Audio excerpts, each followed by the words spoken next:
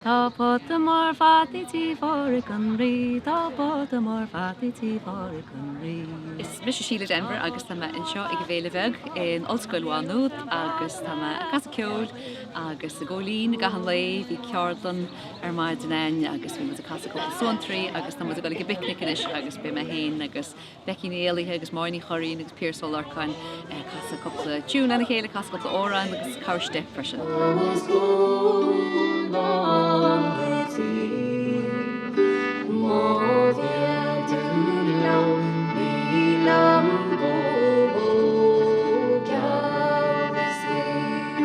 Bhí an dochtar agus an bhánaí an tríanaí híocháin a chuir túús leis a bhéile seo 3 bliain óchain as tá éile seo a gáil ó neart go neart cholah bliain. Lingar finta brandy dolce sin Spáin an gála. Óró hanne gáte mai. Smeis bliain bacana agus táimein seo ag an Fhéile Bheag in Ollscoil Mhá Nuad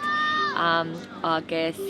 tan tolumsa gol ma golden meisteach den seom léanas na taibhálíne agus nua géalaigh agus mar chuid den meisteach sin tá si do gulga seoíne chlár na féile a chuirla chéile agus é agrú ó thús go dearú go dtí seo ar maidín bhí ceardlann a gin le Fhéile Denver, ceardlann amhránaíochta agus an sin bhí siúlóid amhránaíochta ón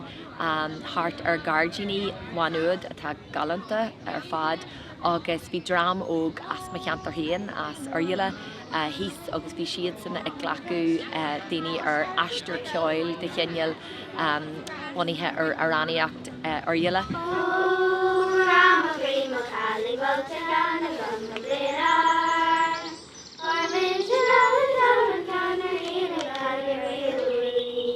Bhí ceardlann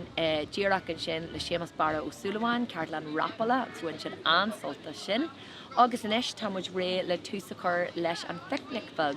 ina bheith becin éalaithe, nadaí choirín, maiarní choirín agus Fhéile Denver in Monceol agus is dóigh go mé pírsol ar an hart Es gadorlí a huain ja wachtatúr is mí anéis go buns agus spádaí. Is féile ghailach agus is féile ghailachta í seo agus irtar ar haimhálín tóí ghailachta a chiocht ón ghailachta éagsúla irtar ar piocht go bliain tún tágan muidir fád a chéile agus dún muid ceilre ar a chéile agus ar cultúr agus ar na chórán agus ar na tradiisiún éagsúla atá.